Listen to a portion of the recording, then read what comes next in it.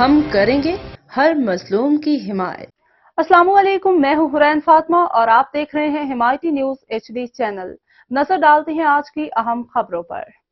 Karachi Pakistan stock market crash کر گئی۔ 100 index 2081 points کی کمی کے بعد 72,000 کی سطح سے بھی نیچے آ گئی۔ تفصیلات کے مطابق پاکستان سٹاک مارکیٹ میں کاروباری ہفتے کے آخری روز آغاز میں ہی شدید مندی دیکھی گئی۔